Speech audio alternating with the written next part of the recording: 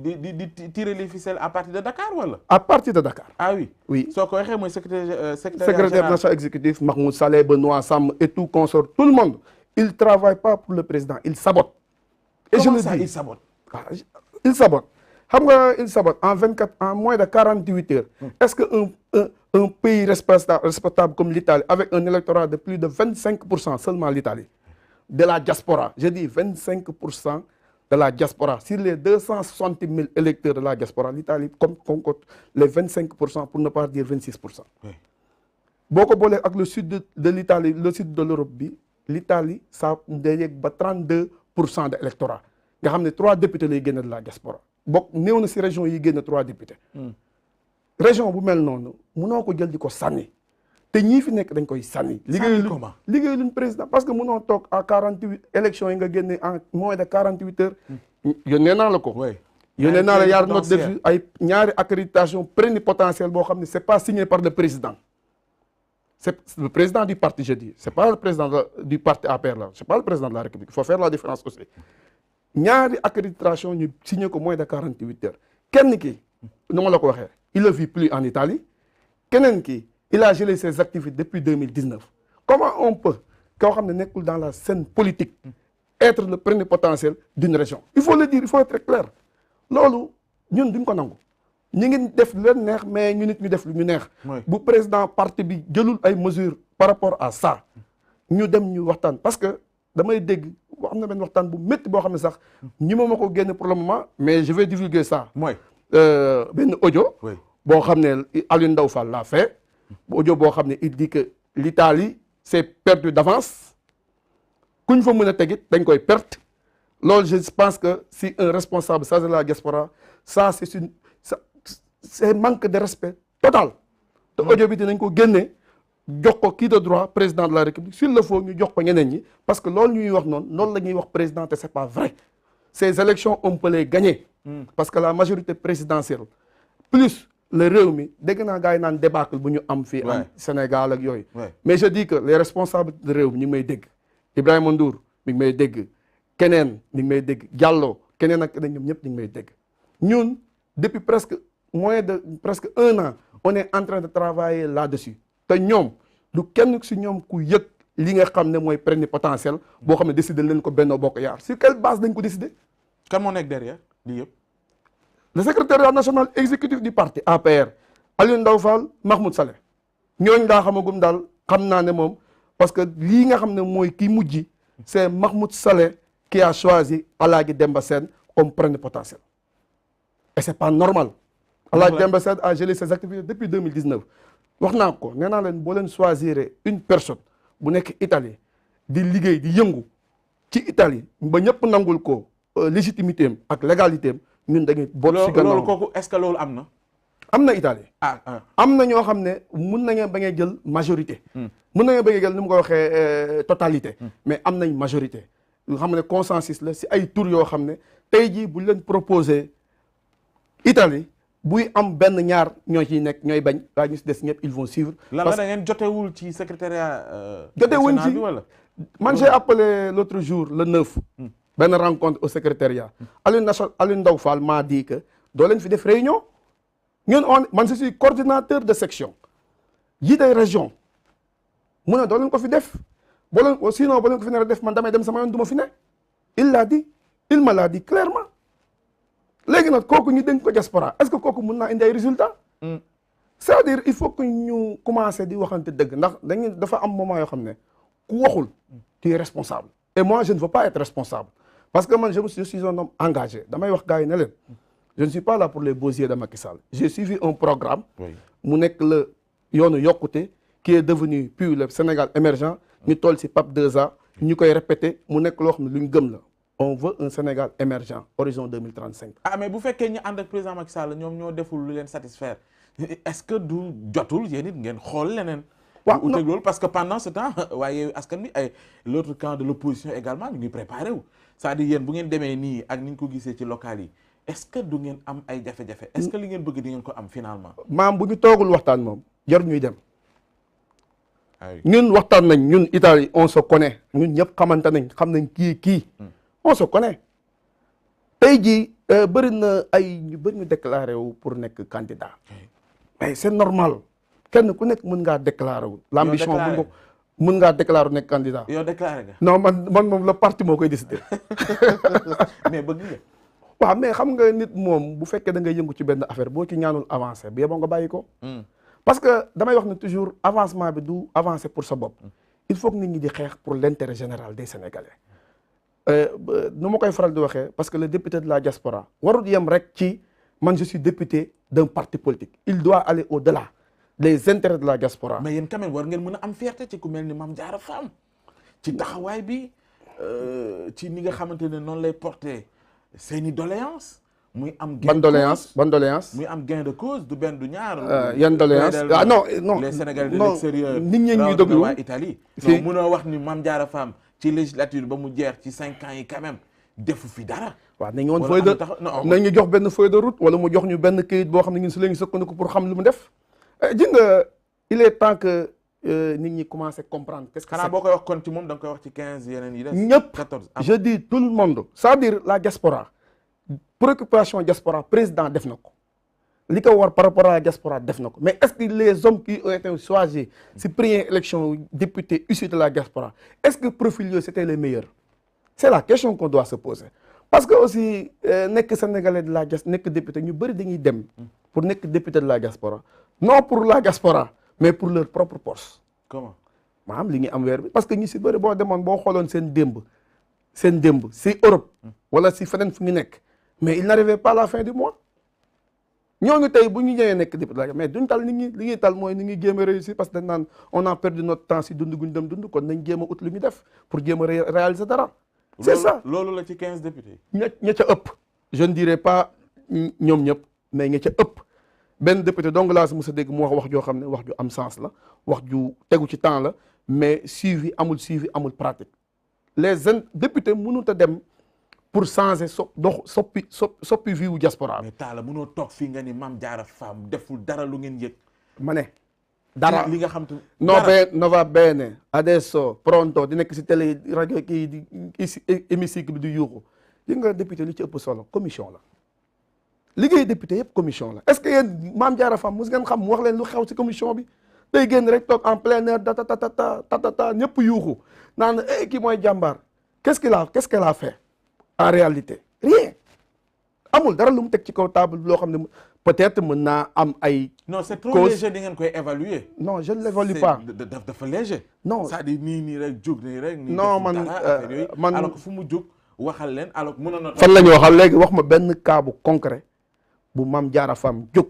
man maa la koy wax. waxal ñu. ne ñun lay waxal. je vais te faire une révélation bu fekkee Mame Diarra Fam sénégalais yi ñoo ko ñor le fonds bi nga xam ne mooy fonds Covid 19 bii nga xam ne dañ ko doon jox diaspora bi. mu nekkoon député boo xam ne dafa war a siéger par rapport à cette commission mais le dernier jour bi ñu dem def liggéey bi évaluation travail bi elle était consentie je pèse bien mes mots ki nga xam ne président moom la nommé woon mooy le colonel Ndiaye xaw ma le général Ndiaye bu mu ootee réunion Mame Diarra Fam ñëwul mi ngi woon fii si hémicycle bi naan day défendre Sonko moom elle est député de la diaspora ou elle est député au Sénégal. jour boobu mais elle est députée mais attends elle est acteur politique aussi hein. acteur politique mais le jour. su dee dañu am ay principes yu ñuy défendre mu ànd ceeg ñoom mais dafa war a taxaw. mais attends principe c'est quoi le problème. waaw mais Ousmane Sonko mooy problème. mais non attends principe bi mooy lan yow tu es député issu de la diaspora aujourd'hui la chose la plus importante mu nekk fonds Covid bi nga xam ne dañ koo jël jox ko diaspora Italie am si valeur 1 milliard. ñu dem def la distribution en Italie ñu invité la nga war a nekk yow yaa waroon génn. bu fekkee liggéey bi baaxul nga génn na baaxul bu fekkee liggéey bi baax na nga génn na baax na munoo ñëw ci réunion boobu nekk bàyyi réunion boobu à la place de réunion nga bàyyi ba réunion bi des 20 minutes nga yónnee texte na du ma mën a ñëw réunion bi ndax maa ngi dem hémicycle bi affaire Sonko bi je dis que elle ne respecte pas la diaspora et je le pèse bien mes mots et j'étais témoin ce jour-là et li ma lay wax ni man j'étais le responsable chargé de tout le sud de l'Italie par rapport à cette commission kon li may wax lu ma xam la lu ma maîtriser. ni nga ko waxee ci Mame Diarra nag di nga ko mën a waxee ci ñeneen. moom daal laa xam naa ko sekk daal. non mais naa ko sekk daal am na réunion yoo xam ne ñëw na défendre na les intérêts de la diaspora fa la ma fekk bu ko deful woon it ma génn toogaat fii wax ko man kenn joxu man damay wax ne li may def dama siy seet sama diggante suñu borom seetuma ci nit ñi c'est pas important les personnes nit ñi dañuy dem mais fi ñu jëm mooy lan lañ war a defal réew mi buñ la falee comme député de la diaspora yow Doro Sago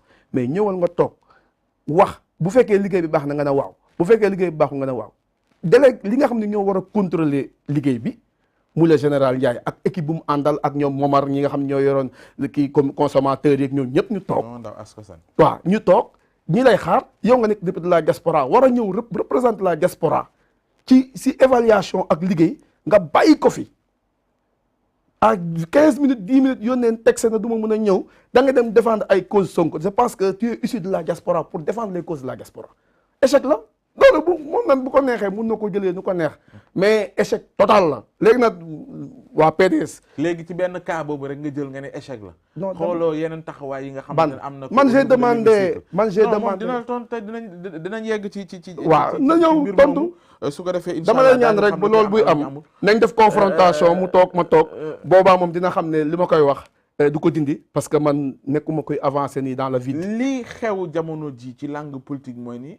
yenn waa benn bokk yaakaar moom boo moytul fee la parce que léegi sénégalais yi ñu ci bëri ñu bàyyi xel mooy opposition bi yaa ngi tudd sànq ba léegi Ousmane Sonko ak ñi mu àndal dafa mel moom ñoom la ñu gën a jox bopp tey amu leen dara lu ngeen di prouver luy wane ni en réalité yéen a ngi ci liggéey bu leen di may ëllëg sénégalais yi wóor leen rawatina ci diaspora bi te bu ñu wax diaspora bi quand même ku mel ni Ousmane Sonko am na fa doole naka ngeen nar a def bu ngeen ko boole yeen seen ak coow li seen biir ñàkk a jubóo bi xamu leen kan ngeen di tànn amul kenn kuy incarner leadership de l'autre côté ñee ñu ngi préparé finalement ci législative yi on sait ci lu ñu jëm ci scénario bi ñu jëm te loolu du neex ci yéen. waaw mais tout d'abord damay rectifier la diaspora Ousmane Sonko 3e la si jël élection présidentielle yi ñu jógee en dehors bu jëlee 3e le réew mi Idi 2019 ak Sonko Ousmane Sonko seen résultat yu ñu am dans la diaspora boo ko booleeg le président Macky Sall mooy président da leen doublé. kon alors il faut que ñu rectifier. attention si ci diggante bi am na lu am de. waaw mais attends non mais il faut que ñu delluwaat changement am na de il faut que ñu dellu calcul yi ngay def ni moom la gars yi doon def. non waaw il faut que ma dellu local yi dañu am ay jumte. waaw il faut que ma delluwaat si générique bi parce que c'est important parce que damay wax ne ñun on a un problème de communication. au sein de l'APR. il nous reste 3 minutes oui. on a un problème de communication. mais li ma la bëgg a xamal daal. loolu nga wax noonu je pense bien que fekkee lii mi ngi continuer loolu dana am mooy maanaam toog Dakar di choisir kii kan mooy jiite Italie.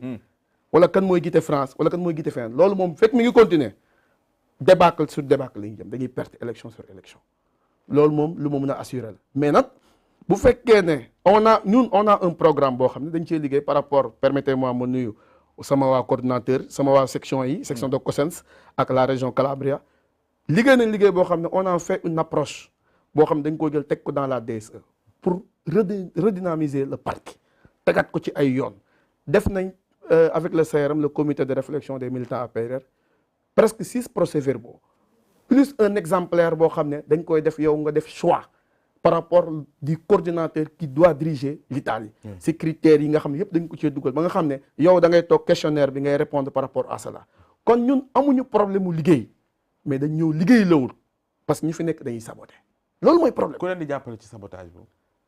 ku leen jàppale qui ne dit rien consent le président qui ne dit rien consent man loolu mooy wax ji parce que président moom dafa jàpp ne li xewoon Italie moo continuer di xew te ñun dañ ne bu fekkee ne loolu comme li xew mooy continuer di am bu mu dugal moyen Italie na bàyyi gars yi ñu dem nii rek bu ñu gagné ñoo xam ne gagné nañu bu mu fa dugal dërëm parce que lii di am nii ñuy tramé di def les gens vont se tirer de l'argent dugal ko seen poche 50 000 euros def seen poche 20 000 euros def seen poche du ñu liggéey kenn xamul leen ñii ñi teg fii kenn xamul leen ils vont perdre l'Italie parce que les Sénégalais de la diaspora soxlawuñ rek kuy ñëw rek di leen wax waxi politique parce que boo leen wax da nga leen wax lu leer parce que les ñu nekk Europe bokk ñoom ñu nekk Afrique wala ñu nekk Sénégal ñu nekk Europe weer bu dee dañuy dem jël seen salaire ñooñu amuñu problème mu xaalis ñooñu xam lu ñu am nga wax leen lu tegu les projets que le président de la République teg bëri na pour la diaspora mën naa si citer les 20 000 logements yi nga xam ne 100 000 logements yi nga xam président présenté na ko les 20 000 logements pour la diaspora kenn xamul fan la dugg.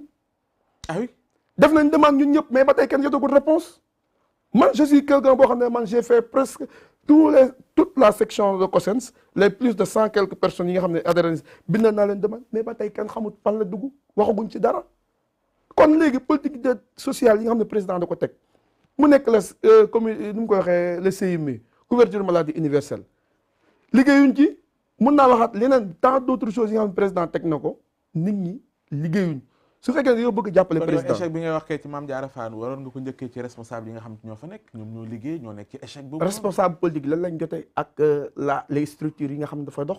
responsable mais ni nga mënee waxee fenn ni échec la ci taxawaay bi ñu doon xaar ci moom à l'hémicycle jëm ci diaspora bi gisu leen ko. de la même manière war nga mën a wax. c'est responsable parti bi. responsable politique APR yi. kenn doxul. ah responsable politique APR yi kenn doxut.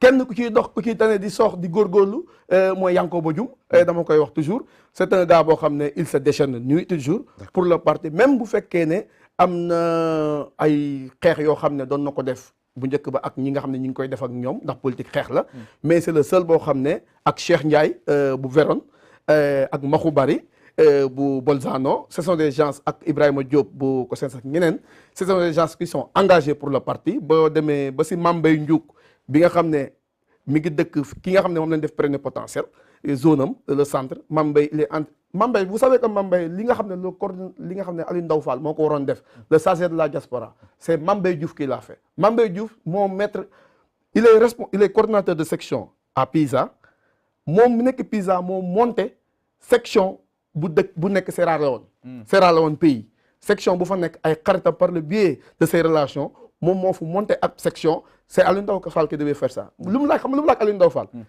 carte membre yi parti bi pour ñu yóbbul ko ñoon xam nga lu ko Aliou Ndao Fall tontu xam nga lu mu ko tontu dana ko carte yooyu ngay defal leen ko rek yónnee leen ko moom c'est moom dans son argent si xaalisam la jël defal ay carte de plus de 2500 cartes pour yónnee ko waa Sierra Leone vous pensez que c'est juste loolu daal moo fa am pëcc xoo bii nii lu koy régler daal mooy toog waxtaan président oo ñu toog waxtaan point c'est pas que ñun ñi ngi waxtaan maanaam yéen jéggi ngeen sax ñiy waxal ci turu président direct président ñu koy waxal waxuñ dara président direct ou rien ñun bëgguñ leneen moom rek mu ñëw ñu waxtaan wala mu dem jox leen soxla woon intervention Mahmoud Saleh nii ñeneen non président direct Mahmoud Saleh je l'ai appelé à maintes reprises 2 jours il n'a pas répondu Aliou Ndao Fall depuis que moo xam ne yi def réunion il n'a pas répondu on n'a pas besoin de un responsable qui fuit à la discussion c'est pas un responsable ñun bëgguñ ñooñu d'accord waaw bëgguñ ñooñu président ñu ngi lay nuyu ñu ngi lay gërëm di la sant merci beaucoup Talla man maa lay gërëm ñu bàyyi la nga nuyoo ak italien yi dégg nga làkk wi penso di si